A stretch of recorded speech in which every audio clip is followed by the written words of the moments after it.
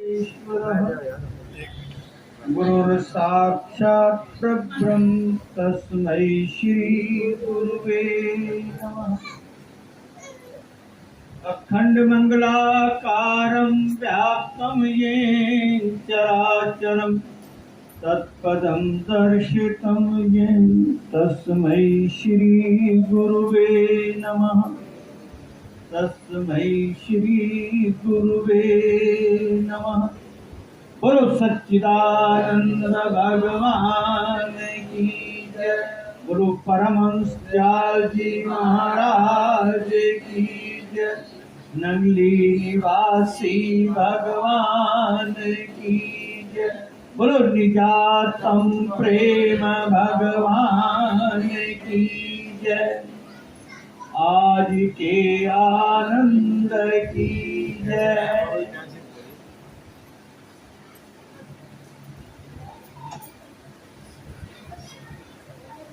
आज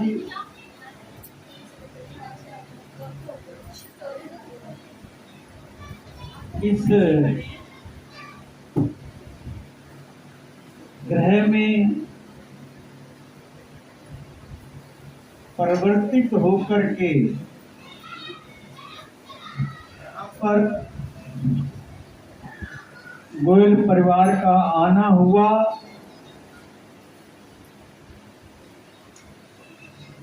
निश्चित ही कई प्रकार के प्रसंग अपने आप में ही समाहित हो जाते हैं। ऐसे ही आज का भी ये प्रसंग है।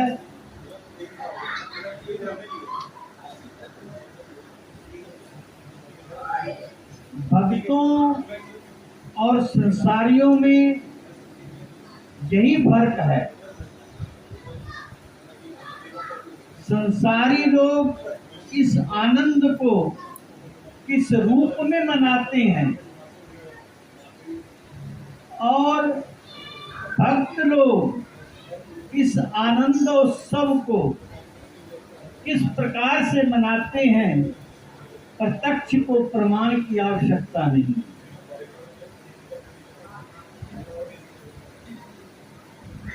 निश्चित ही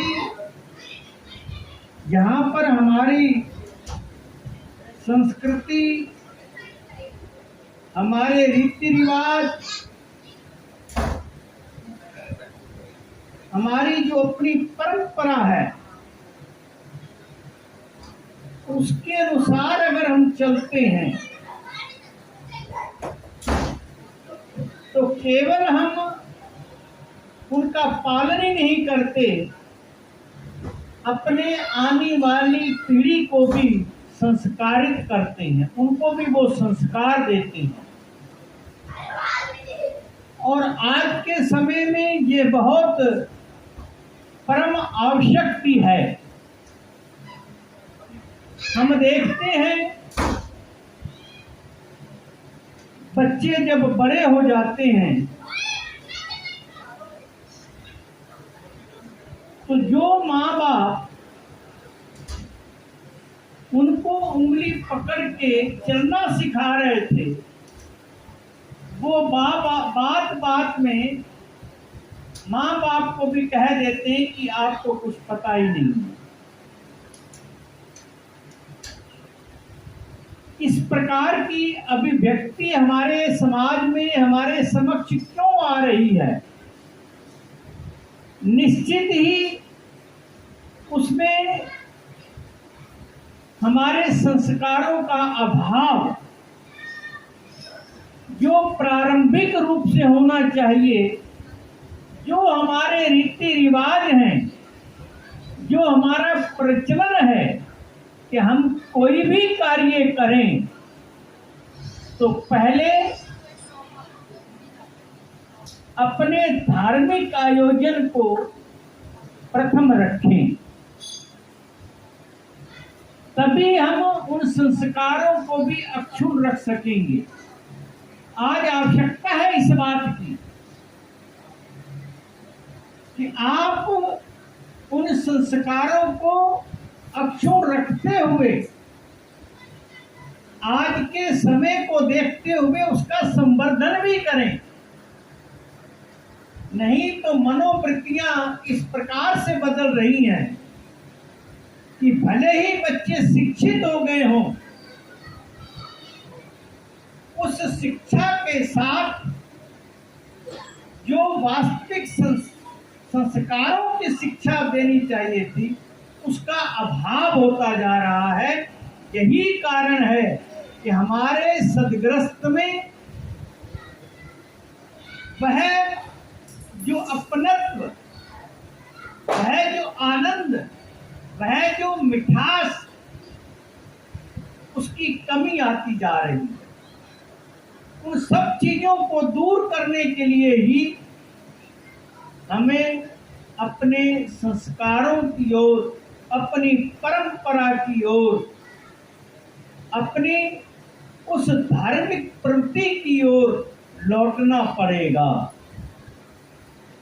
और आनंद तभी जीवन में आएगा जब तक आप वापस उस परंपरा में नहीं आएंगे तो आपको आनंद की अनुभूति नहीं हो पाएगी। आज हमने प्रारंभ में ही कहा कि आज ये आनंद उत्सव भी है। यह जीव जब प्रारंभिक रूप से पूर्ण परिपक्व होकर के अपनी यौवन अवस्था में पहुंचता है, माता पिता को कितना उसमें मेहनत करनी पड़ती है ये माता पिता ही जानते हैं। और उस अवस्था में पहुंच करके जिस समय बच्चों को सदग्रस्त में प्रविष्ट कराया जाता है, प्रवेश कराया जाता है, तो वह एक अपने आप में ही आनंद उत्सव, जीवन का वो क्षण निरंतर स्मरण करने वाला रह जाता है। निश्चित ही उस सदग्रस्त में प्रविष्ट हुए इस दंपत्ति को आज 33 वर्ष हो गए।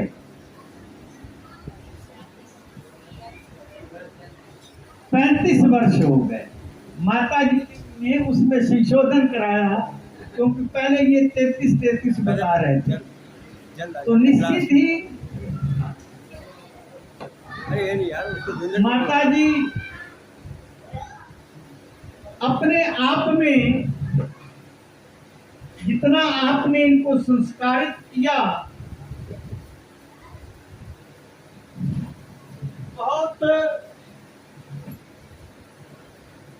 कम ऐसे परिवारों में मात्र देवो भव की उस उक्ति को चरितार्थ किए हुए वो परिवार भी बहुत कम मिल पाते हैं। यहाँ पर इसकी भी हमारे को उपलब्धि हो रही है। तो कहने का भाव, अगर आज भी उस आनंदोत्सव को अपने बच्चों और अपने परिवार के साथ इस रूप में मना रहे हैं तो निश्चित ही इन्होंने अपनी परंपरा को केवल संरक्षित ही नहीं रखा, बच्चों को भी वो संस्कार दिए और उसके संवर्धन में भी अपने जीवन के कितने सालों को समर्पित और समाहित किया है।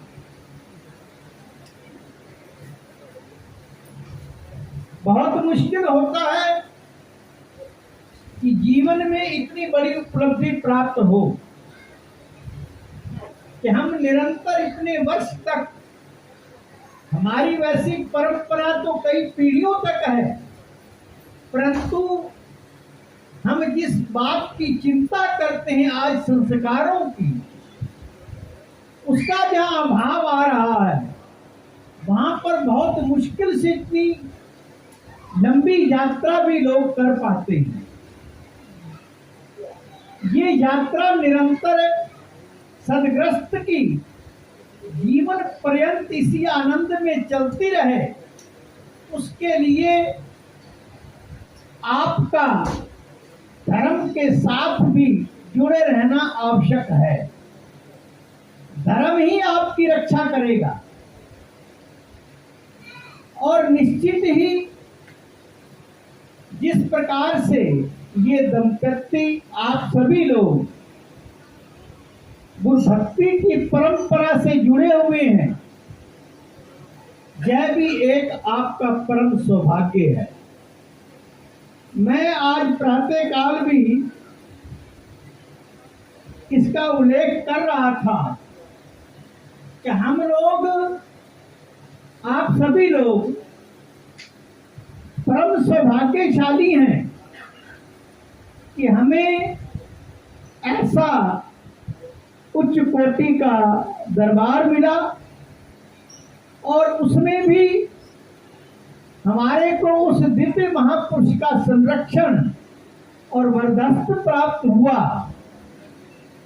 जिनका इस धराधाम पर प्रादुर्भाव भी नंगली निवासी सद्गुरुदेव भगवान के आशीर्वाद से ही हुआ।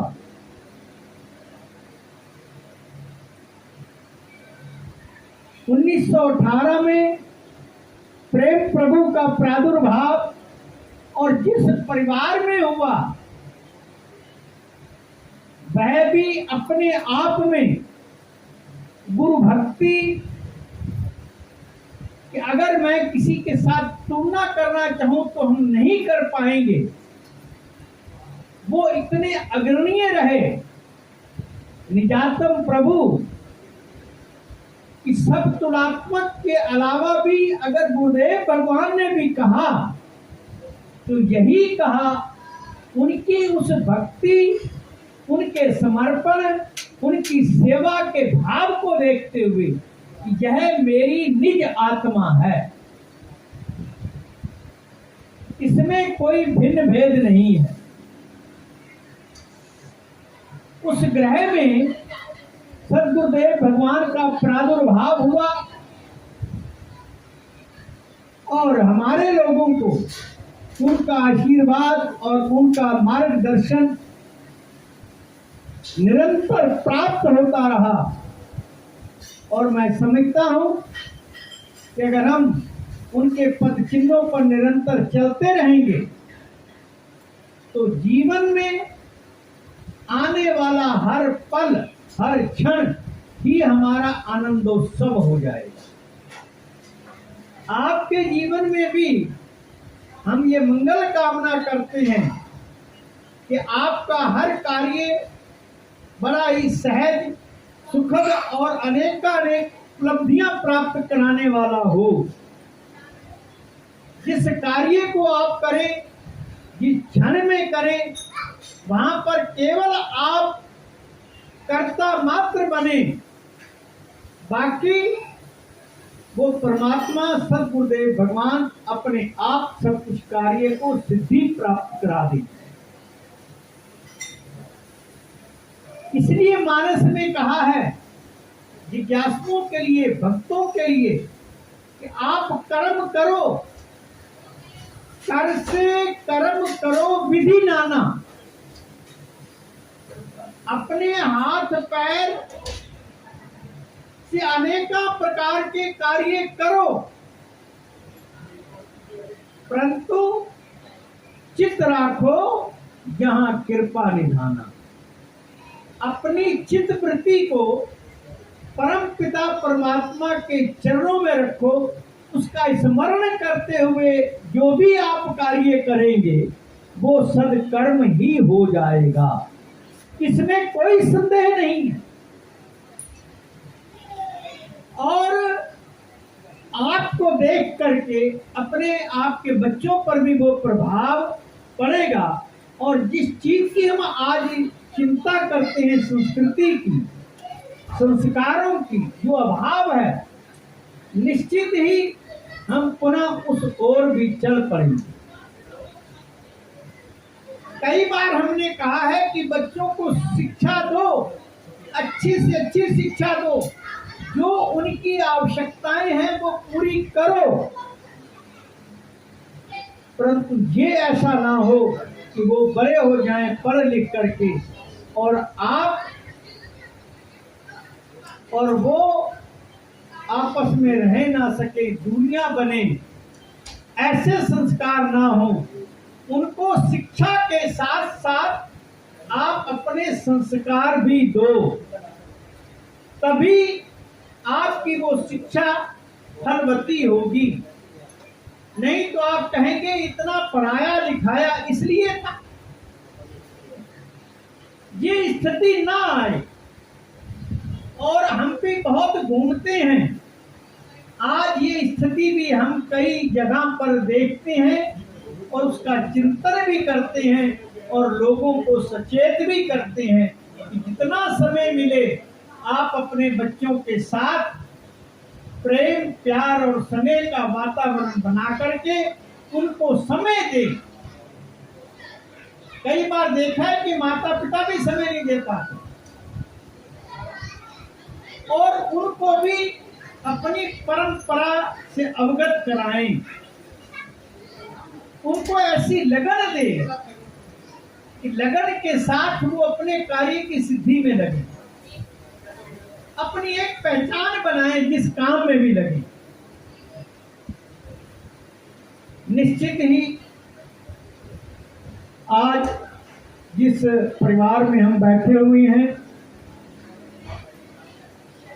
गोयल जी का आज ये सारा परिवार, बच्चे भी उसी लगन के साथ अपने कार्य व्यवहार में लगे हुए हैं और इसमें कोई अतिशयोक्ति नहीं कि जो भी इनके पास आएगा उसके ऊपर भी इनकी वो छाप भी पड़ेगी। जो बच्चे भी इनके पास रहे, जो भी गए, जो सीखा वो लगन से अपना कार्य करना सीखा। लगन के साथ अगर आप अपने कार्य में लगते हैं उसमें उत्तरोत्तर वृद्धि भी होती है और आपको जब वृद्धि होती है कार्य में तो आनंद की अनुभूति स्वाभाविक ही हो जाती है। तो ये आनंद की अनुभूति आपको निरंतर होती रहे और इसके साथ ही इस माह में ही एक ऐसा पर्व जो पूरे विश्व में गुरु पूजा के रूप में, गुरु पूर्णिमा के रूप में, व्यास पूजा के रूप में मनाया जाता है पूरे विश्व में। हम इसको सीमित नहीं कर सकते। आप देखेंगे कोई स्थान, कोई आश्रम, कोई महला ऐसा खाली नहीं होगा जिसमें से कुछ ना कुछ लोग या उस एरिया में कोई ना कोई संत समागम उस दिन होगा और कुछ लोग अपने गुरु दरबार के स्थानों में पहुंच करके गुरु की पूजा करेंगे। गुरु का एक अपना एक विशेष महत्व है।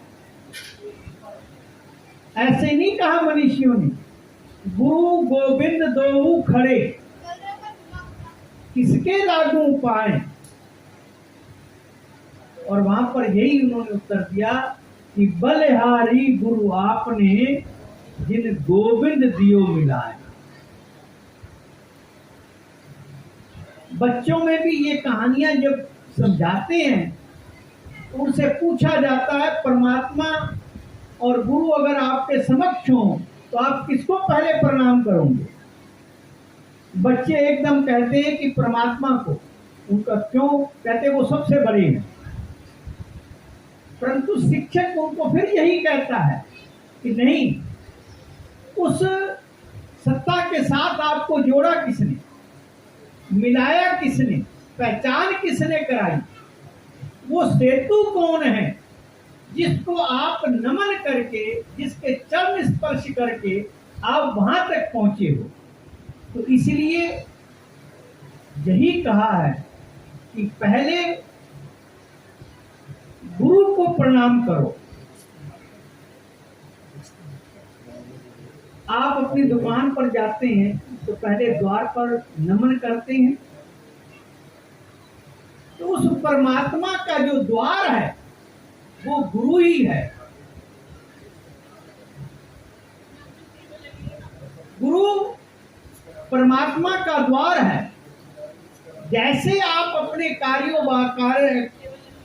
कार्य व्यवहार कारखाने कहीं भी जाते हैं तो वहां पर आप पहले ताला खोलने से पहले उसको प्रणाम करते हैं, तब जाकर के आप अंदर का जो व्यवसाय उसको करते हैं। उस परमात्मा के पास पहुंचने का भी ये गुरु एक द्वार है।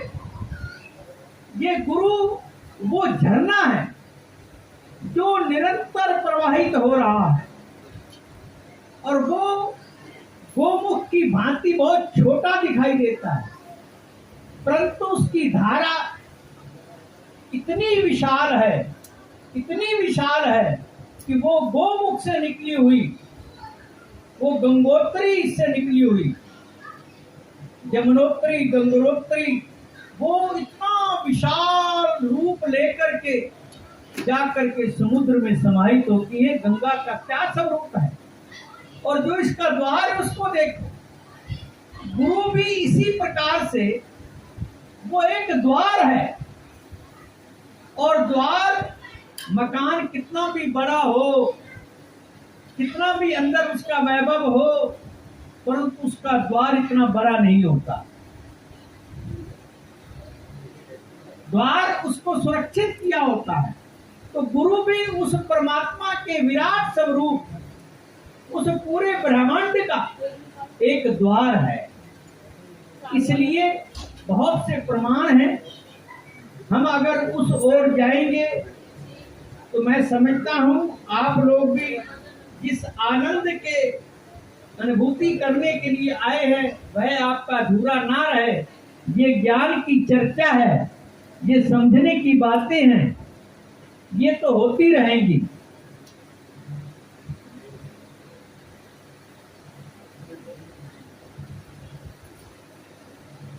तो कहने का भाव, गुरु की महिमा है अमित, कह न सके श्रुति शेष।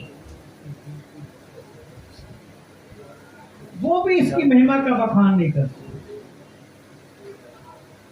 तो जहां तक कहा गया है कि सात समुद्र की मसी करूं, लेखनी सब बन राय, धरती सब कागज करूं, और गुरु गुण लिखा न जाए। गुरु की महिमा अपने आप में अपरंपार है, बहुत विस्तृत है वो स्वरूप। और वो जो परमात्मा का विराट स्वरूप है और गुरु उसका एक द्वार है जो आपको बताया है। वो गोमुख से निकली हुई धारा निरंतर जैसे प्रवाहित होती रहती है, चाहे आंधी हो, तूफान हो, कुछ भी हो, वो चरावेती चरावेती चरावेती निरंतर चल रही है। इसी प्रकार से गुरु की वो अपार महिमा निरंतर प्रवाहित हो रही है। आप उसमें डुबकी लगाते रहें। गुरु भक्त ही वास्तव में उसमें उसी रूप में डुबकी लगाता है। जो उसमें उतरता है आनंद उसी को मिलता है। अगर आप किनारे पर खड़े होकर के खड़े रहें और कहें कि मैं उसके आनंद की अनुभूति कर लूं तो बहुत मुश्किल होता है। जब तक उसमें कूदोगे नहीं, उसमें जाओगे नहीं, तब तक आपको वो शीतलता मिलने वाली नहीं है। तपिश है सारे संसार में। जैसे आपके शरीर की तपस उसमें डुबकी लगाने से होती है, ऐसे ही गुरु के बताए मार्ग पर चल करके अगर आप अपने अंदर डुबकी लगाते हैं तो निश्चित ही आपकी अंदर की भी वो तपस बुझेगी और आपको तृप्ति हो जाएगी। इसलिए कहा है जो साधना है, जो प्रार्थना है, उसके माध्यम से आप अंदर उतर जाओ। ध्यान सिंधु मुक्ता घने, जो खोजे सो पाए। मन की चंचलता मिटे और सहज शांति मिल जाए। इसकी तलाश में है आज दुनिया। किसी चीज की परवाह नहीं है। घर में संपन्नता है, सब कुछ है और बहुत आलीशान बिस्तर है, सब कुछ है, परंतु नींद नहीं है, शांति नहीं है। तो संत महापुरुष यही कहते हैं कि ध्यान के माध्यम से आप अंदर उतर जाओ और उस आनंद की अनुभूति करनी है। तो ये जो बाहर के आनंद आप देख रहे हो, जिन चक्षुओं से देख रहे हो, इनको बंद करना पड़ेगा। उसमें तो ये जो सारे द्वार हैं आपके, ये सब द्वार बंद करने पड़ेंगे। ये जो 9 द्वार है ना, उस क्रिया के माध्यम से इनको बंद करोगे तब वो द्वार खुलेगा, 10वां द्वार। इसलिए कहा आंख कान मुख ढांप के नाम निरंजन ले, अंतर के पट तब खुले जब बाहर के पट दे। हम इनको तो बंद करना नहीं चाहते और उन नजारों को देखना चाहते हैं, तो ये संभव नहीं होगा। इसलिए ये गुरु पूजा का पावन पर्व पूज्य गुरुदेव का तो प्रादुर्भाव ही गुरु पूर्णिमा के दिन ही हुआ। सतगुरुदेव भगवान के आशीर्वाद से ही उनका जन्म हुआ और अभी उनकी 2 वर्ष की अवस्था थी तो निजातम प्रभु ने अपना सर्वस्व त्याग कर दिया और वह भी कुछ वर्ष बाद गुरु दरबार में भक्त मंडली के साथ पहुंचते हैं और उनका लालन पालन भी वही गुरु दरबार में सतगुरुदेव भगवान की आज्ञा से जो माताएं जिन्होंने पालन पोषण किया और शिक्षा दीक्षा संपूर्ण जिस तरीके से तराशा जाता है किसी की, पूज्य गुरुदेव को उसी रूप में ही तराशा गया और तभी वो विश्व में इतने प्रकाशित भी हुए। ऐसे दिव्य महापुरुष का हमारे को संरक्षण प्राप्त रहा, उनका आशीर्वाद रहा। कीमत तराशने से ही आती है। आप संसार व्यवहार में भी देखते हैं, आप जौहरी के पास जाएं तो जो हीरा है जब वो खान से निकलता है उसका क्या रूप होता है? वो उसका आकार ये नहीं होता, वो बहुत बड़ा होता है और वो साफ भी नहीं होता, उसमें धुंधलापन होता है। उसको कई प्रकार की थपेड़ों से गुजरना पड़ता है और तब जाकर के उसका जो मैलापन है वो साफ होता है और फिर उसको तराशा जाता है। फिर देखते हैं उस तराशने के बाद में भी उसमें कोई लाइन तो नहीं आई, अंदर से वो कहीं टूटा तो नहीं, तब जाकर के उसकी कीमत बनती है। अगर टूटा है तो उसको और छोटा किया जाता है, उतने हिस्से को निकाला जाता है, जितना बड़ा पीस निकल आता है,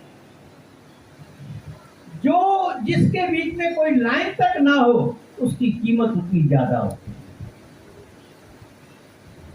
तो ये भी आपका क्या व्यवहार हो, चाहे कोई भी संस्था हो, जब तक आप उसमें तपते नहीं, उसमें खपते नहीं, तब तक आप बुलंदियों पर नहीं पहुंचते। संस्थाएं भी तभी आगे बढ़ती हैं कि कोई ना कोई महापुरुष उसमें खूब तपता भी है, खपता भी है, तब जाकर के वह इस स्वरूप में खड़ी होती है। तो हमारे गुरु परंपरा में भी परमहंस जी महाराज को ले, मैं समझता हूं विश्व में एक ऐसी विभूति हुई कि जिसकी हम तुलना किसी के साथ कर नहीं सकते। अनेकों विद्याओं के प्रगांड विद्वान, जानकार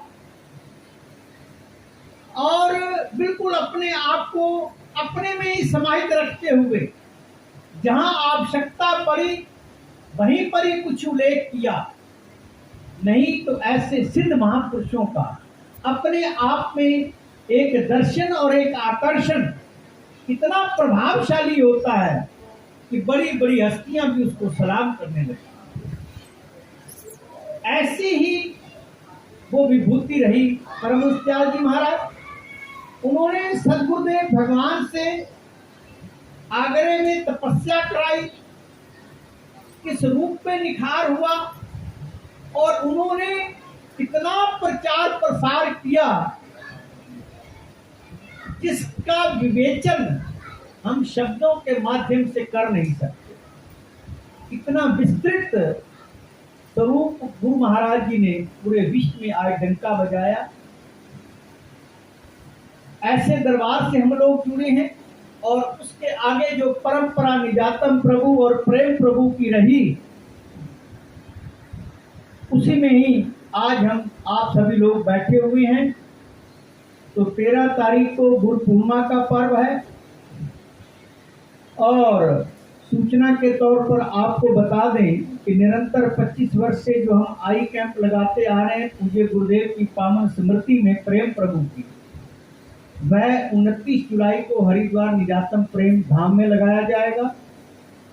30, 31 जुलाई और 1 अगस्त को वो स्मृति दिवस पहले जिस श्रृंखला में कोरोना काल से पूर्व जो चला आ रहा था, उसी रूप में विस्तृत स्वरूप में उसको इस बार मनाएंगे। 2 वर्ष तो कोरोना की वजह से सूक्ष्म रूप में संतों को बुला करके भोजन, लंगर, भंडारा इत्यादि होता रहा, और इस बार उसका स्वरूप अपने आप में ही संपूर्ण होगा।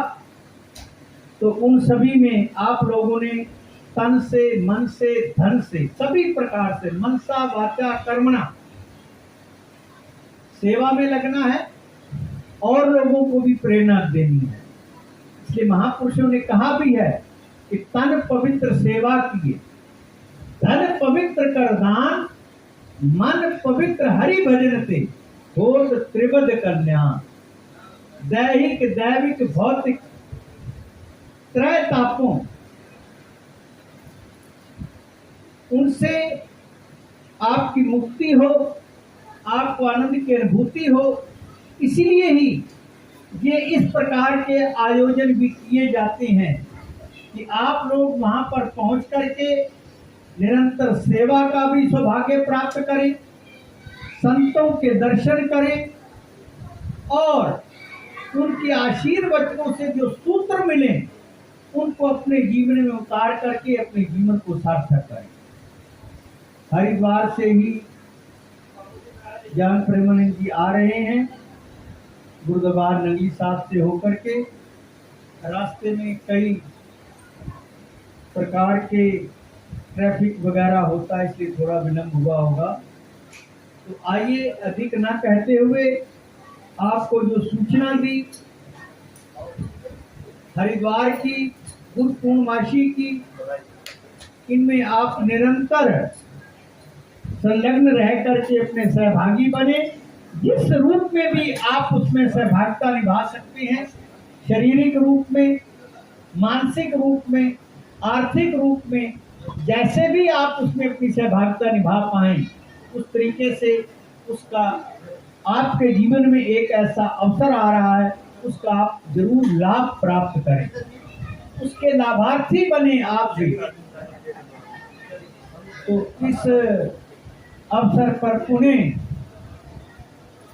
इस दंपत्ति को अब जो ये 35 वर्ष हुए हैं, इस उपलक्ष्य में भी अनेकानेक शुभकामनाएं और यही मंगल कामना सद्गुरुदेव भगवान के चरणों में यही इनके प्रति आशीर्वाद कि इनको सुख समृद्धि और